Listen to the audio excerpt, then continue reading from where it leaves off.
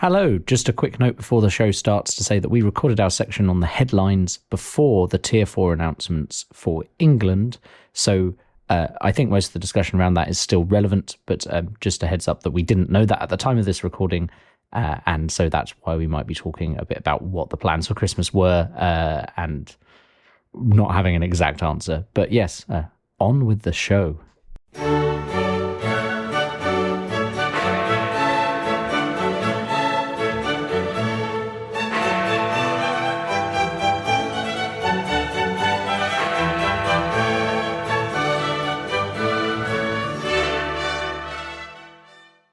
Hello and welcome to Unparliamentary Language, a podcast that asks the question, when is a deadline not a deadline? When it's a Brexit deadline. I hope you appreciated that I had the proper Christmas cracker-like pause there for everyone to guess. You did, thank you. I'm glad. But viewers and listeners can make their own bang if they want to in the middle of that, or wear a silly hat, or do anything they wish. But yeah, it's been, have things happened since we last spoke, and not happened? But we'll get into all of that later, relating to our lovely job. Yeah, we will. So moving into our headlines, our first headline, it's not actually a headline. I haven't pulled out a particular news article here, but I do have a tweet from the Trans Learning Partnership, who had several members of theirs, at least one of their colleagues and some professors presenting in front of the UK parliamentary committees, and I watched along with it. And this is to do with the GRA reform. So are you aware of the GRA, Rob?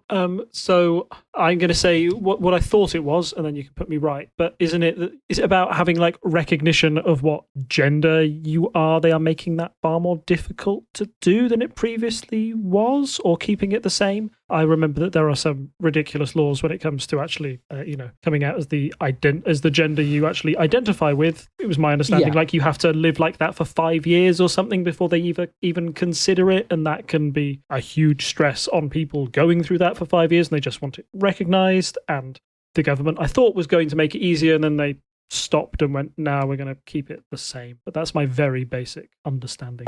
Yeah, so the Gender Recognition Act was brought in 2004. And this was, at the time, so in 2004, I was not really paying attention to this kind of thing. Let's put it that way. So I don't know what the mood around that was at the time. It was obviously progress, but I think it's one of these things where it's progress of a kind. There are lots of problems with it. And 16 years later, it's not fit for purpose. There are lots of problems with it. Other people will be able to go into far more depth on it. But basically, it's about getting a gender recognition certificate, which is basically a government issued thing that says yes, I'm a different gender to what is listed on my birth certificate.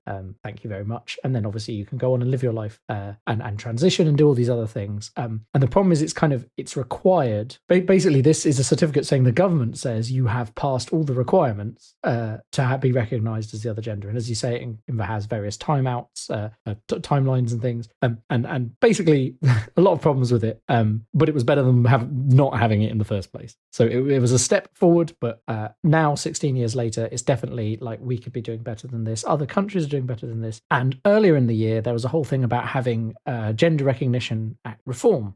There was a big consultation, and basically, on average, the majority of the population are fine with trans people defining themselves, etc., which is what trans people want. They want to just be able to say, I am this, and they don't have to go through a legal process to start that. Because that's very much the start of everything else, is being able to live as your gender and not like have it challenged by the courts and things like that. There's so much stuff going on.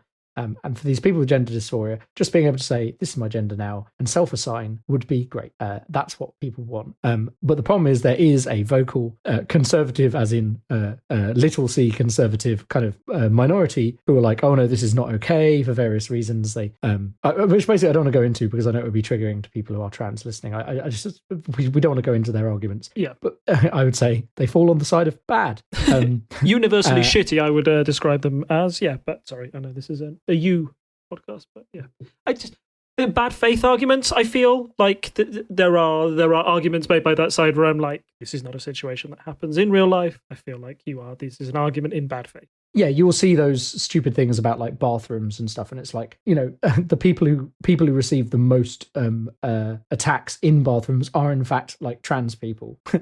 There's like there's always, they present this fake argument of, well, what if a man said he was a woman and then went in and assaulted someone? And you're like, well, there's literally nothing stopping him doing that now. Like this situation doesn't happen. You've just invented it, so that you can try and be like, oh, we're protecting people. Which, yeah, it's a whole problem. It's very problematic. I don't necessarily have enough time to go into everything here, and I'm probably not the right person to give you a rundown of it. There's lots of stuff out online. It'd be very easy to find. But basically, yeah, there was going to be reform. The government is going a bit conservative on it. You know, they are the conservatives after all.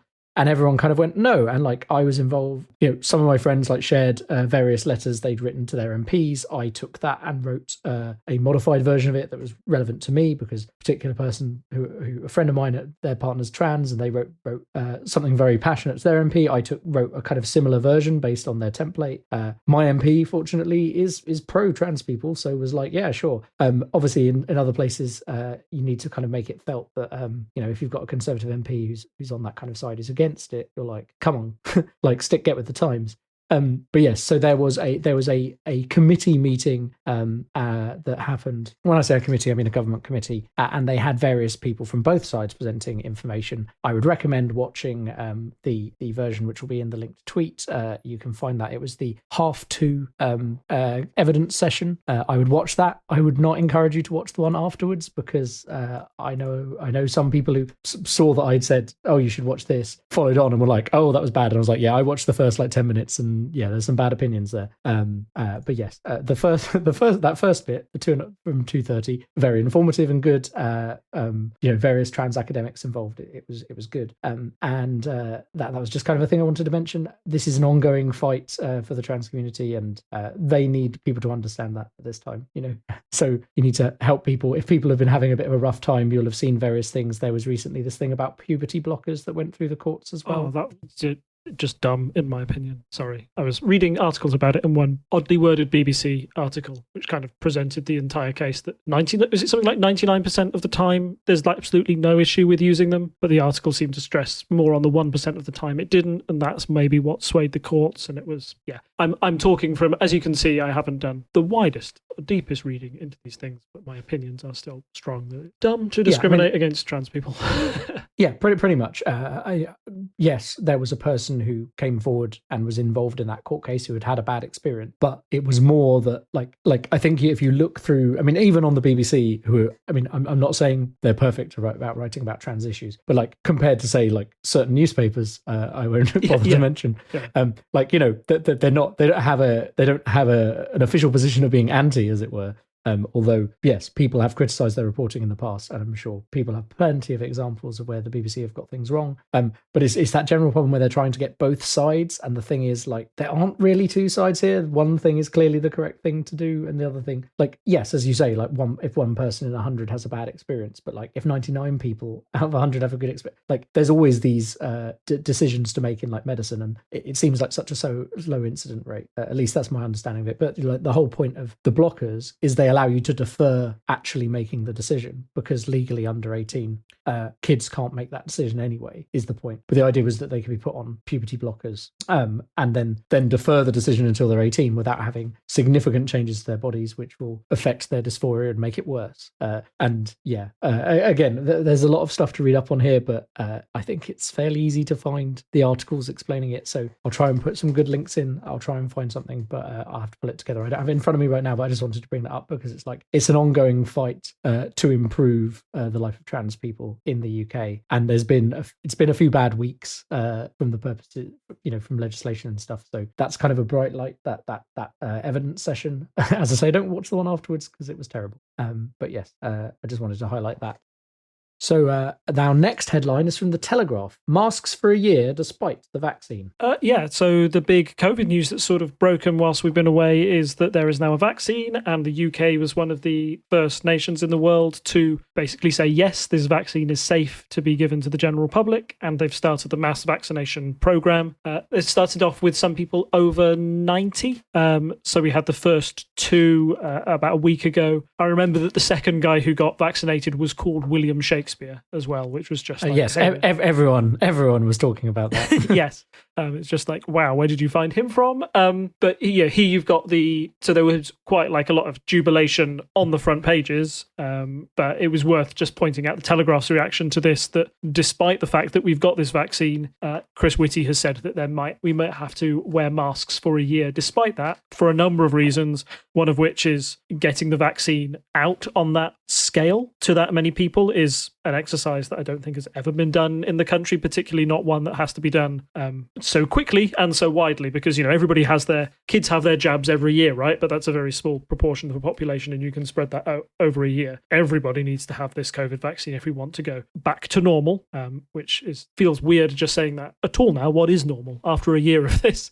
It does feel bizarre to think we could go back to that way. So yeah, jubilation, but also a bit of realism there from the Telegraph about how this is still going to be an uphill battle, and we're not out of the woods yet. And I feel that's kind of been reflected in some of the news that's broken like early this week about London and the tiers. I think it might just be it might be worth mentioning. I mean, are you going to be in a tier 3 area from tomorrow? Yes, right? It is from tomorrow. Yeah. And the thing that's a bit weird about that is that I am very close to the border where I am. I'm in zone 6. I'm one of those people where my train station is the last place you can get an Oyster card to. So yeah, I'm almost as far out of London as you can be while still being in London. And it is a bit ridiculous. Like, I know we've talked about this before. Like, I completely understand why they're putting London into tier 3. Probably should have been tier 3 before. Mm-hmm. If I'm honest, I'm not going to be ranting and railing against it. I think it's the right decision. And it just seems a bit silly that they announced it one day early. I mean, I know they're trying to be like, oh, well, as soon as we made the decision, but like, you could have made the decision 7 days ago. But the fact you're doing it one day ahead of everything else with the tier 3 seems a bit weird. Yeah. And I can say from personal experience today that the trains were a lot busier than usual when I went in. And I would not be surprised if that's because people are like, oh, well, I can go into the office for something essential. People who haven't been, because they're like, oh, we're in tier 2, it'll be fine. And they want to have a final trip in before they're stuck in tier 3. And yeah, the thing that's funny is, of course, that tier 2 is a few hundred meters from my house. But I'm advised not to go into that area. Like, because of how things are set up. I mean, other than if I go for a walk on my own outside, in which case I think that's fine because I won't be encountering anyone else.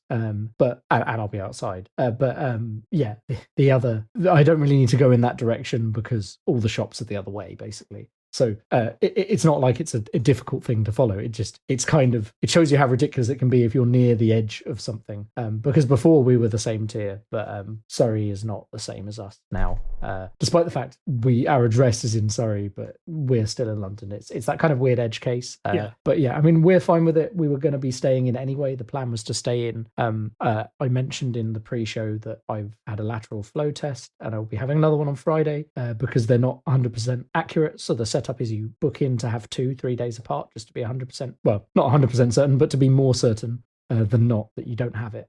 So my plan had already been to be like on the 18th, I would have that second test. I would then know my status and could basically hole up with the aim to meet family at some point over Christmas. But our plan was to have Christmas Day at home without seeing family and do like a Zoom Christmas meetup. We just need to make sure presents are sent to the right people, And I don't know if you've seen what the queue for the post office is like, but it will be easier to drop. It'll be easier to drop off parcels in person, socially distanced outside, following all the rules.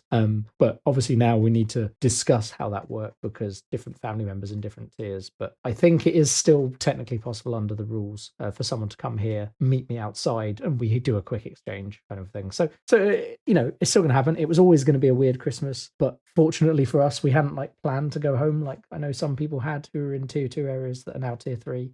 So it also, I mean, on that note, it does sound like they're going to change the rules about Christmas as well. There's rumours today. Yeah. And I wouldn't be surprised if by the time this airs or by next week, they're saying, the bubble thing over Christmas was a bad idea, which I think a lot of us thought it was when it was announced. Yeah, but people have made plans, haven't they? It's trying to make plans for Christmas and seeing what you're going to do. And boy, was there a discussion about how things would work with bubbles and our Christmas, and we're in tier 2. It does seem a little, from my opinion, I can see it being very frustrating if you're in London where you've been in tier 2 and now they're saying we're going to have to go up to tier 3 because maybe tier 2 wasn't strict enough. But then in a week's time, it becomes tier 0 effectively as bubbles mix across the capital as they could under the the current Christmas rules, running from like the 23rd to the 28th, whatever that is, and then you go back into tier 3, it does seem to be like this weird juxtaposition of like, we're going to lock down, but then release it up and then lock down again. It doesn't seem to be like a steady flow, and it's a terrible position for the government to be in. I think we were discussing casually this morning about how they're in between a rock and a hard place, aren't they? They've promised everybody they can have their Christmas, and that was kind of one of the reasons for the national lockdown in November. Or at least that's the way that it was sold to the general public. It was, do this and we'll get through Christmas. But now that might not be enough. We've talked previously on this podcast about how other faiths have had to change their plans at the last minute. In particular, wasn't it?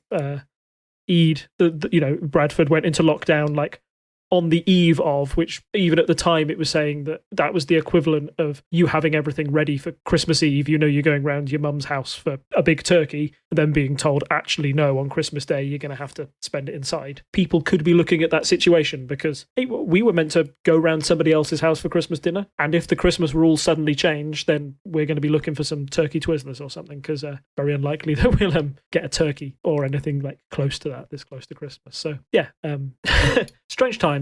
Strange year, but the vaccine is positive news, and I'm hoping that by fingers crossed, I think the conventional wisdom, or as far as I've read around, is like maybe by summer next year you may see some form of normality coming back in with the amount of vaccines that have gone through the general population. But yes, it'll be sometime. We can't celebrate just yet, which has kind of been the government watchword, hasn't it? On the past week on the TV, they're saying it's great news, but we've got to get through winter, and yeah, I can see that being a big challenge for the country. Yeah, no, definitely. And I mean, yeah, winter being inside, I mean, I think all the advice that we had over the summer still applies.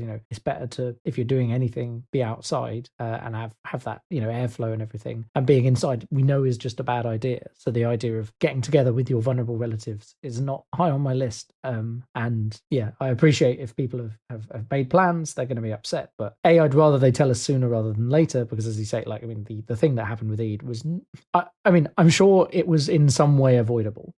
I definitely don't think it was unavoidable, and you wouldn't want to make that mistake again. I think we saw at the time they shouldn't have been making that mistake then of doing it like the day before. So I think the sooner they get out the message that no, Christmas is going to have to be different, the better, I think. But given what's currently going on with our government, who knows?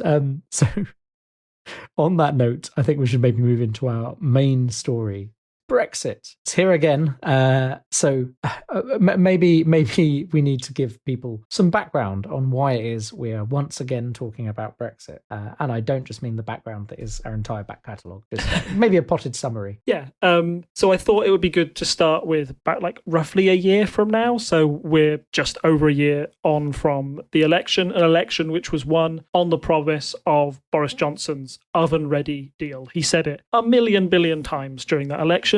And I think it's fair to say that as a result of his basic message of let's get Brexit over and done with, haven't you had enough of us talking about it for the last 4 years, he was able to win the election by 80 plus seats, giving him a mandate to push through that first deal he had with the European Union, which meant we could leave in January of this year. But a lot of people kind of assumed that the basis of that withdrawal agreement would also make up what our eventual trade deal with the EU was going to be. And that's kind of where we've got to now, where the government appears to be turning back on that and, in my opinion, rewriting history. There is a particularly infuriating interview with James Cleverly, one of the Conservative Party's chairman, and Sky News, where he basically said, oh no, I think we made it very clear to the general public that when we were talking about the oven-ready deal, that was the withdrawal agreement. We weren't suggesting that we were definitely going to do a deal with the EU for trade, etc. And I don't know, that's, from my memory, that's not what it felt like at the time. Would you agree with that? Like, if that was the message, it was kind of one said to the side and through the side of a mouth somewhere, because that's not how I read it. No, I mean, yeah, the message was very much oven ready deal, we're ready to go, job done. Yeah, precisely. And I think what worked for Boris, and one of the reasons he won the election last time, was that even before, before the general election was called and before we were able to get that extension and Boris put his idea of the withdrawal agreement to Parliament, there was a lot of discussion that this was when the UK was going to no deal. We weren't going to, the transition period was going to stop, the EU would lose patience with us, and Boris Johnson didn't seem to be able to do a deal. All the papers were getting ready for it, and then out of the blue, boom, he does a deal. And I think that was part of making it appear like a great win for the UK. I want to stress now, and it's a point that I've picked up from other podcasts I've been listening to on the subject of Brexit, but the UK seems determined to win these negotiations. You win them or you walk away. And my argument back was that you don't win negotiations. Neither side wins. You both... The whole point of a negotiation is compromise. Precisely, yeah. There's got to be a little bit of give and take. And if you don't do any give or any take, then you're going to walk away with a no deal. So the fact that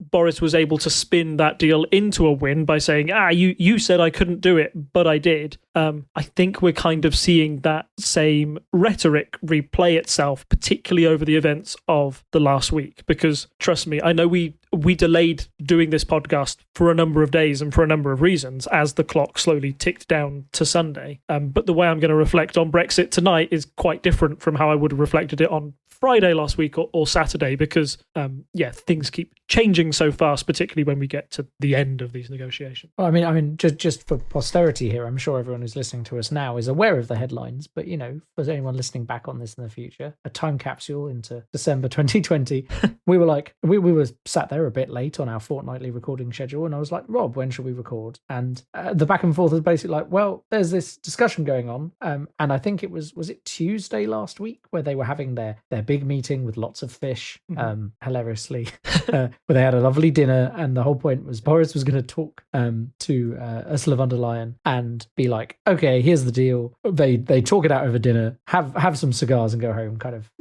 how people imagine political deals are done. And then it wasn't done. And so it was like, oh, well, the absolute last day it could possibly be done is Sunday. And then we were going to record Sunday. We get to Sunday and, oh, they've moved the goalposts again. The absolute last date is the 31st of December.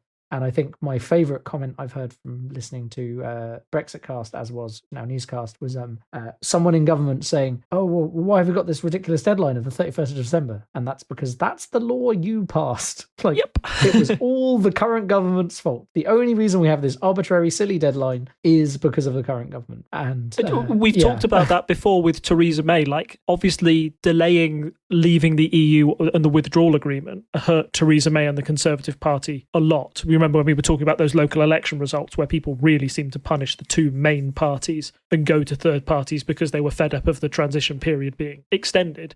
But that original transition period, and, we had all this Article 50 talk, was entirely self-imposed by that government as well. They seem to be determined on giving themselves unreasonable deadlines and then being surprised when they can't get a deal in time. It's maddening looking at it from the sidelines. We go like, ooh. Yeah, and I understand the concept of setting yourself a personal deadline that's earlier than the actual deadline so that you get your work done. It's a technique that works on myself. So I set arbitrary deadlines that don't mean anything well in advance of when I need to hand something in, and I get the work done. But that doesn't need to apply to international treaty.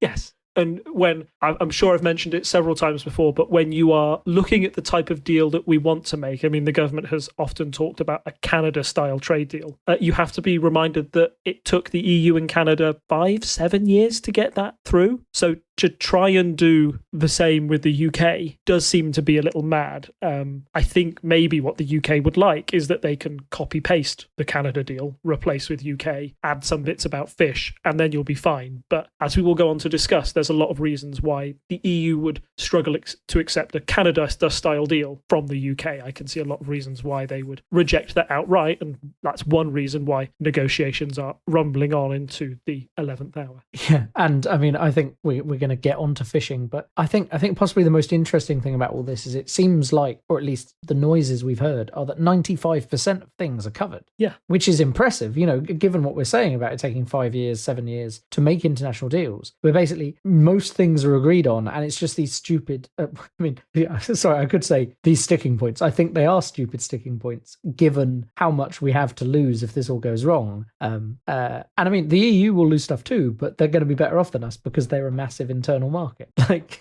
Yeah. that's what's gonna happen. Yeah, quite simply.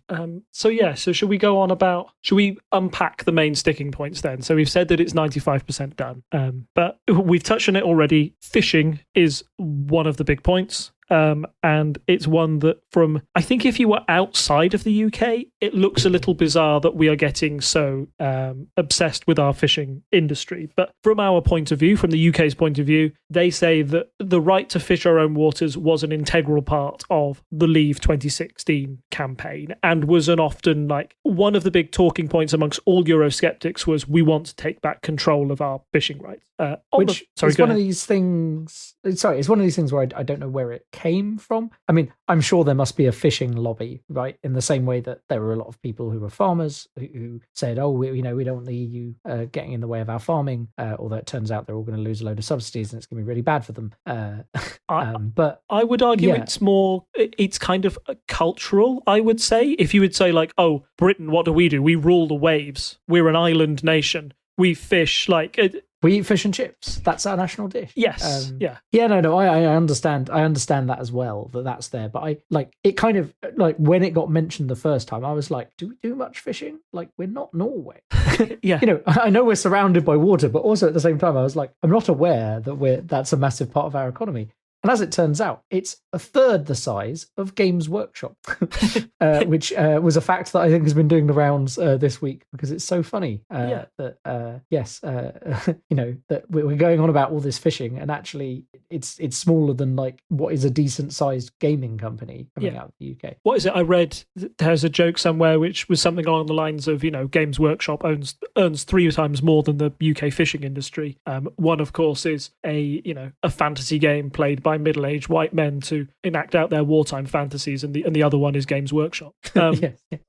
But one of the main sticking points is, where do we draw the line? Is France allowed to fish in our waters, etc., etc.? This has led to some, what I would say, mad headlines coming out, like Wednesday, Thursday, where there were threats of gunboats to be sent into the sea to turn back French fishermen if there was a no-deal scenario, which is kind of, why do you want to effectively declare war on one of your NATO allies? And, you should be close with these people rather than fighting with them. You don't want to have gunboats to turn back fishermen as Russian subs go underneath you and do, whatever in your waters. So, yes, it's one of the main sticking points. It's one that gets brought up a lot, but personally, I feel that because it's more of as we've discussed, because it's more of a cultural point and less of an economic one, the economic argument to save our fishing isn't that sound. In fact, if we went through a no deal and we fished all the waters that we could, we definitely have a surplus of fish that we need to export to Europe anyway, so it wouldn't really be in our benefit to do that. I feel it's one of the first things to slip if we do get a deal to come through at this point.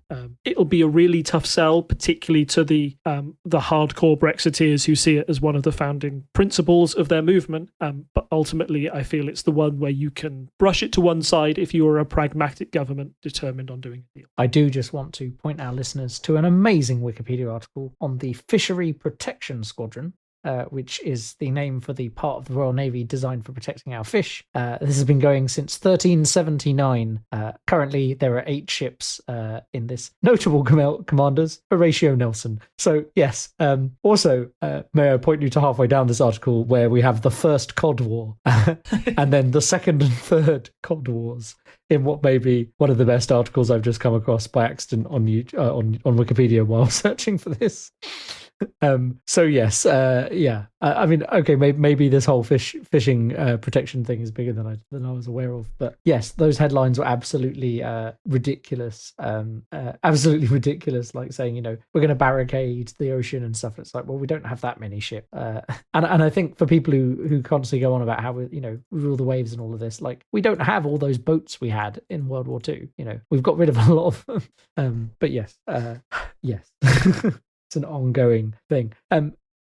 Let's move on from fish before I get distracted again. So that seems like that's definitely something where it seems silly to me. Like as I said, it's a big deal for some people, but it's not a massive part of our economy. It seems like a lot of effort is going into protecting something quite small. And like, I don't know how we see that, we presumably do a lot of fishing in EU waters as well. And there has to be a bit of back and forth there, I feel. The next thing, though, is I think something that's more kind of what we've discussed a lot when we've talked about, how you can't have your cake and eat it with Ireland and stuff. And this is the concept of the level playing field. Yeah. So this is the idea that when you've got two trading partners close to one another, as the EU and Britain will be, you want them to share a common set of standards within both. Or at least that's how the EU sees it. Because unlike a Canada deal or anything like that, the EU would be concerned about having a major trading partner that's not bound by their rules, undercutting them and being able to be, provide cheaper labour, for example, or maybe really undercut them on financial rules to make UK like a tax haven. Something that could really undermine the whole European project. The EU is obviously keen not to have that go on their doorstep.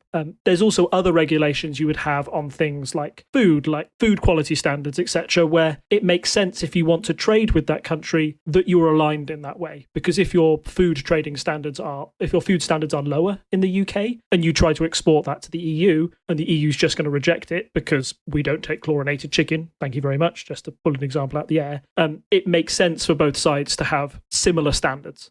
So you can have that free movement of the movement of goods and services is far simpler for your trading agreement. This is where I can kind of see the Brexiteers' point of view, because one of the reasons for leaving the EU was so they wouldn't have to be bound by Brussels rules and regulations. There was a lot, talking about Brussels, EU bureaucrats saying how powerful my vacuum cleaner can be.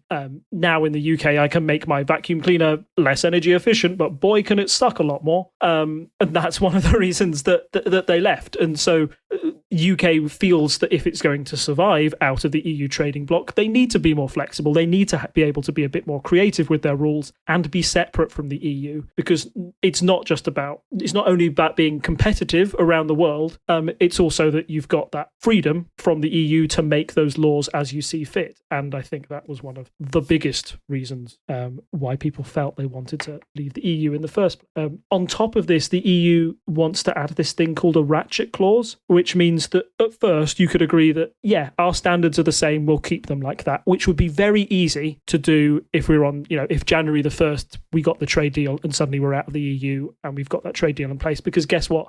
Nothing would really change between our trade deals. So it would make the transition of goods and services a lot easier. Well, the EU argues that, hey, if we as the EU decide to raise our standards in the future, the UK should automatically raise their standards as well, which is where the Brexiteers really start to not like it, because then how long are you tied to the EU and what they say? Isn't that basically being the same as being part of the EU and having to abide by European Commission decisions and European Parliament decisions, because they might just keep raising standards to try and make the UK uncompetitive in some markets.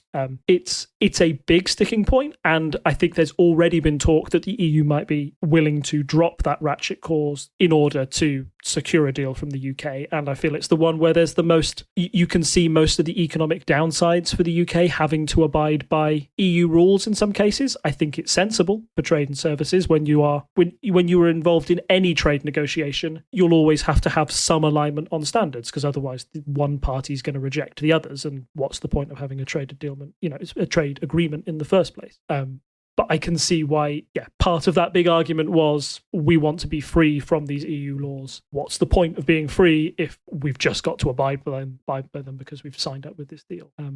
So I'd say that is the biggest sticking point, and that's one of the reasons why the talks haven't advanced as much as they should. But at the same time, these talks are still ongoing. Yes. Yeah, precisely. I think it's... And I think we have mention of some progress, which is why... I think if there was no progress at all, the EU would have just said, go away, because, they have their own interests to protect.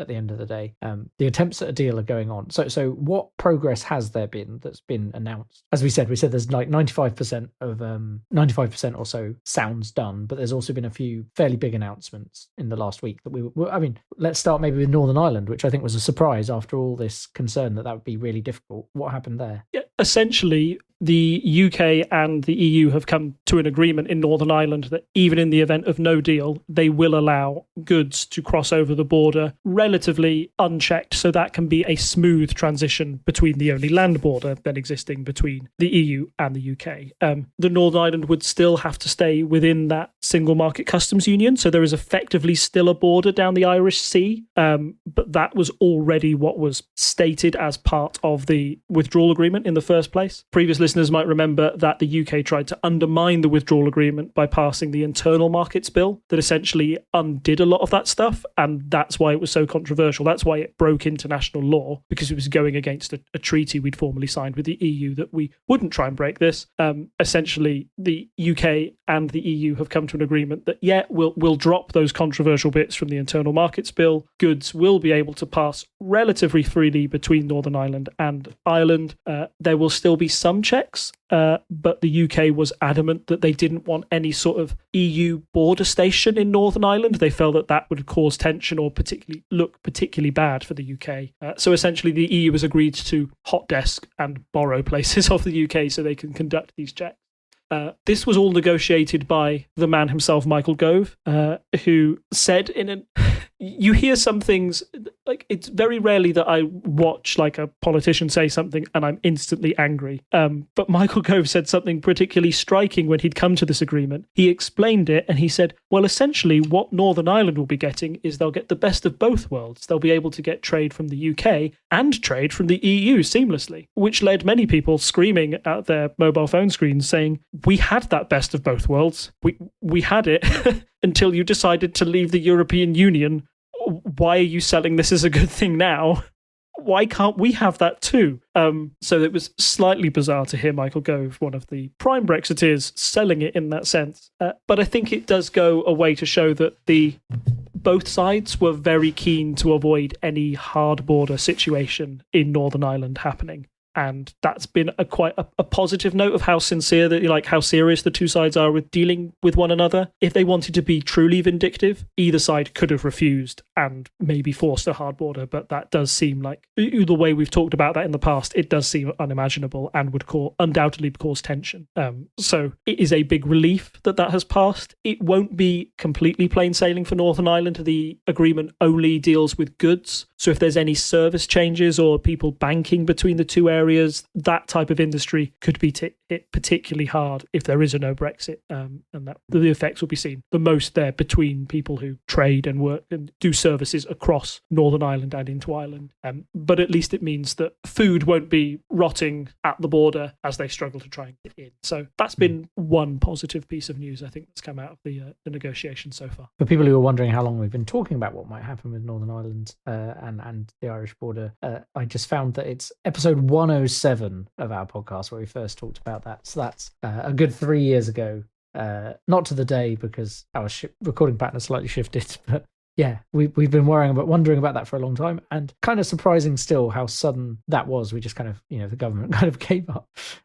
So next thing that got discussed was flights. How are they going to solve flights? And I think there were also some other suggestions from the EU, not just flights, about how things could progress in the event of a no deal to prevent there being absolute chaos. Yeah, so I think I just picked up on flights because it's the easiest one, and it's one that's been discussed in the past. Essentially, like, UK planes would have to have permission from the EU to land in their territory and vice versa. But obviously, if suddenly everything shut down on January 1st, that would cause huge disruption. So there's already been discussion between the two sides, basically saying, you can have a temporary 6-month allowance to have our planes in your country and you can have yours in ours. But again, that's not necessarily stability. 6 months is still a short-term fix, but it shows that both sides are unwilling to stop things entirely. I don't know what you've heard about goods and services, particularly at ports, because it was my impression that I know that the postal service and life is weird at the moment, that people are being stretched as people order things more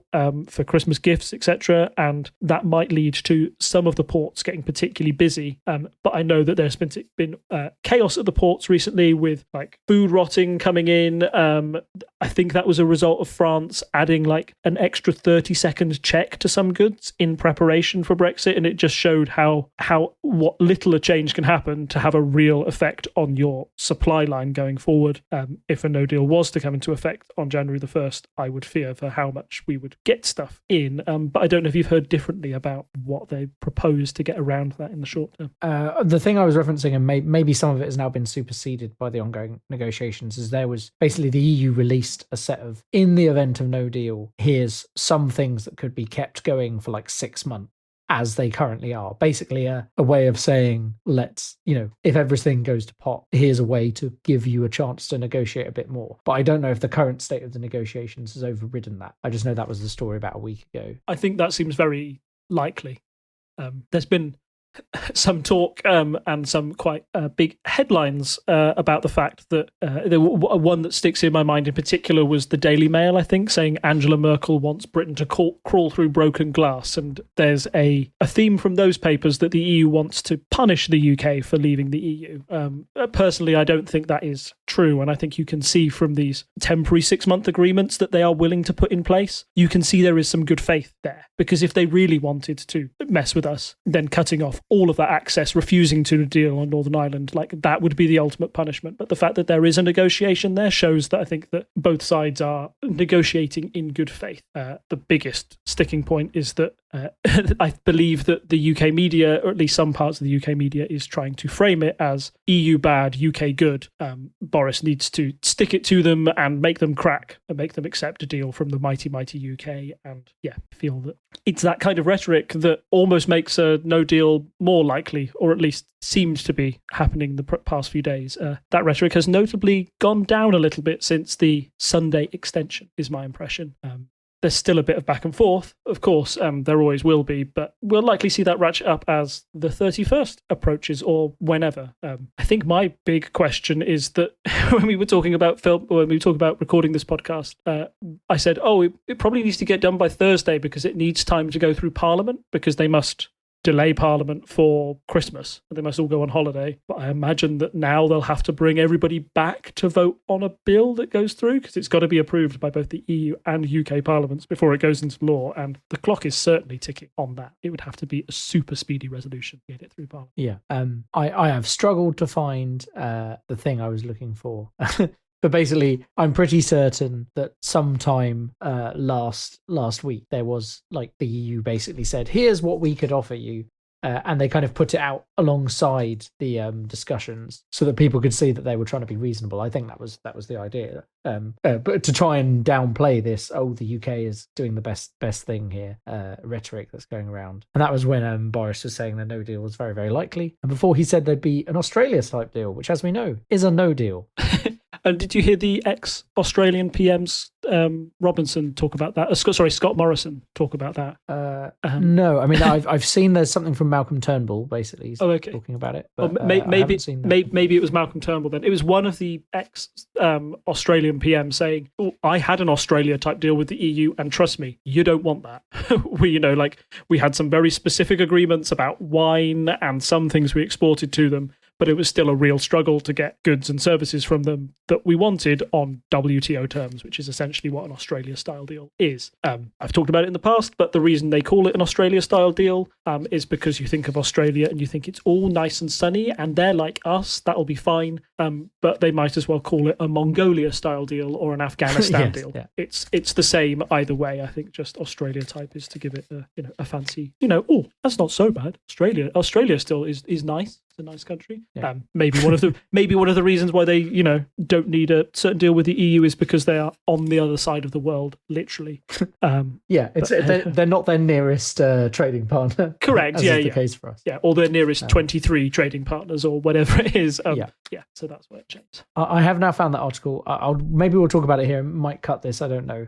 But it was the EU's contingency plans because there was a chance of no deal. So there'd be the provision of certain air services between UK and EU for 6 months, provided the UK does the same. Allow aviation safety certificates to be used in EU aircraft without disruption to avoid grounding. Ensure basic connectivity for road freight and passenger transport for 6 months, provided the UK reciprocates. And to allow the possibility of reciprocal fishing access for UK and EU vessels in each other's waters for 1 year or until an agreement is reached. And then I think there was a lot of Brexiteers saying, no, that's unacceptable. We want our waters back now. and it's like, well, you're going to solve it then, Yeah. I think that's the thing. So I think this was them trying to show, look, we're being reasonable here. We've got these ideas in place where basically the rules continue as they have, assuming we also do it in return. But then I think the way the UK has been acting has maybe put a damper on that thought. It does sound, I mean, that's the EU saying, yes, things can continue as the way they are for an extended period of time. But adding that fishing one at the end does seem to be a particular jab to Brexiteers, as in, even if you get a no deal, if you want the basic rights to stuff, you'll still have to give up a little bit of your fishing waters, which maybe is another push for them to be like, hey, do the proper deal and give a little concession on your fishing waters, because that will be a lot easier for you rather than this bare bones agreement that we'll have to get us through 6 months. So, Rob, in your honoured opinion, do you think we're going to have a deal or a no deal, given we have, as we've said, 16 days to approve and pass such a thing? So I think we are going to get a deal, and it's precisely because I don't think the UK is ready for a no deal by any stretch of the imagination, particularly with all the stress that businesses have had through COVID-19 and, you know, shutdowns that will be happening. We've talked about London going into tier 3, and the economic repercussions of that will be huge. To add another layer of stuff that business has to deal with on January the 1st, to me seems deeply irresponsible by the government. And the fact that all we've seemed to done so far to prepare business is kind of run a couple of adverts on TV saying you should go to this website and find out what you've got to do. And speaking to, I haven't spoken to business leaders, but hearing other business leaders talk about what that entails is they go to the website, they click a link, they go down this little rabbit hole, and then the information just stops and they don't know what to do. And the reason for that is basically the UK is still in negotiations with the EU. They're not quite sure what no deal will look like until you definitely know you're not going to do a deal, right? Because if you were going to no deal and you were determined on it, I think Boris Johnson would have declared, when he originally said talks were over in the middle of October, he would have said, right, no, we're not doing a deal. Now we've got 2 months to prepare the entire country for the shock that's about to happen, right? And that would be, if you were going to do no deal responsibly, you'd have to do it in that way, shape or form. If they get to the talks on the 31st and say, shrug their shoulders and go, sorry guys, looks like it's a no deal, then all these businesses that haven't had time to prepare or thought there was going to be a deal anyway will suddenly find themselves on the back foot. And on top of that, they've got all of the COVID stuff that they're still recovering from 2020. There was a recent survey done in October that said a third of all small businesses in the UK thought the Brexit transition period would be extended, which shows that a lot of businesses definitely would be underprepared if this happened. We're already seeing chaos in the ports, as I've said. There has been some leaked stories in the Telegraph about the UK government willing to find billions of pounds to help industries affected by Brexit, farming, fisheries, etc. But it's worth pointing out the government has already spent a lot of money on furlough schemes, helping to support businesses during the coronavirus pandemic. That would clearly only be extended even more if we have a no deal, and the effects would be more acute. So why would you put your own people through that? I think the only thing I'd raise there is I did hear when talking about coronavirus specifically, that the government credit rating is still pretty good despite the fact that they've spent so much money on coronavirus this year. So getting an extra 1 billion might not be terribly hard from that point of view. Of course, the thing is, if there's then economic decline due to Brexit, how easy will it be to maintain that credit rating? Because obviously it's bad when your country gets downgraded. Yes, yeah, precisely. And I think you've hit the nail on the head there. It's fine at the moment, but we've got to deal with Europe, and we'd probably be in the same boat as the rest of Europe if we were trying to recover after COVID in 2021. If we've also got no deal on top of that, that maybe makes us a less attractive trade partner for potential people who want to help economic recovery or lend us money so we can get through it. I feel that COVID has taken up a lot of people's thinking time this year with good reason. And before then, the headlines were dominated by Brexit. A year ago, we were still talking about it, and it seemed like a much bigger thing, and it dominated politics.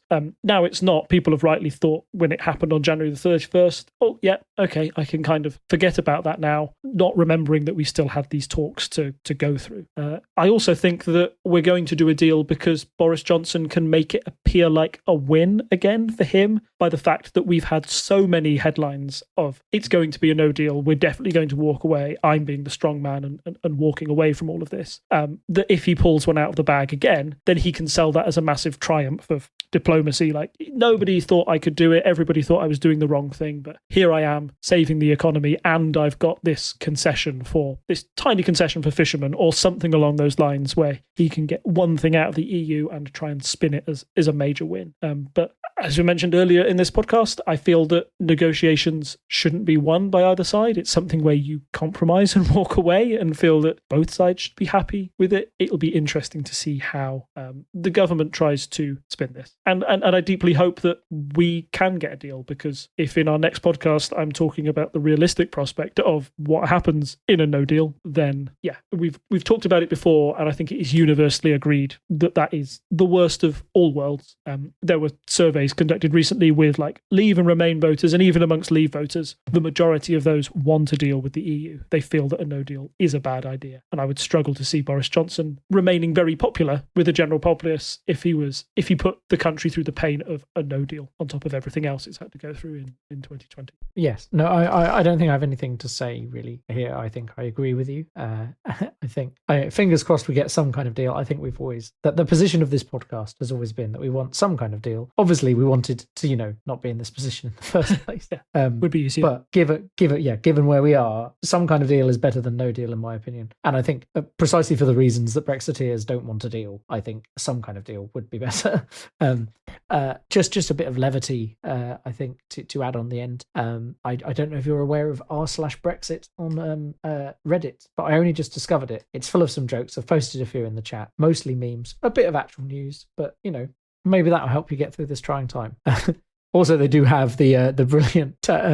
They have a tag, Project Reality, which is for like real things where people are suddenly realizing their problems. From the Daily Mail, who actively campaigned for Brexit. It's enough to make you choke on your sangria. From New Year, 500,000 Brits can only stay in their holiday homes on the continent for 3 months at a time. And as these families tell, their dreams have turned to dust. It's almost like that's what you voted for. I mean, I'm not saying necessarily those families in the continent, but like that's literally the point of Brexit. Yeah. What did you expect to happen? You can't keep your holiday home in the Algarve while also wanting Brexit. I believe there was a Mail article also run about like if there's a no deal Brexit, 10 things you can do to help the British economy, all of that jazz. And number 6 or 7 on this list was like buy a second home, which may say something to who.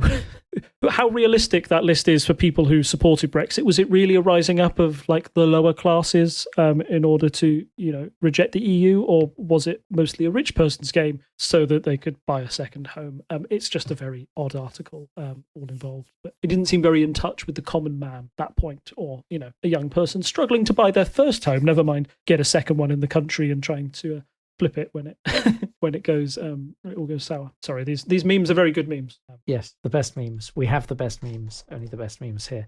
So I think before we get distracted by memery, we've been recording long enough. Thank you as always for listening. You can find us at /r/unparliamentary while you're over there subscribing to our Brexit.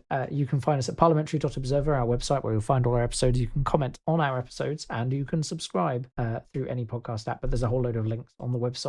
You can find us on Facebook as Unparliamentary Language. You can find us on Twitter and Instagram at Unparl Podcast. And I don't think there's anything else for me to say other than it's good night from me. And it's good night from him. Bye. Bye. Bye. Bye. Bye. Bye. Bye. Bye.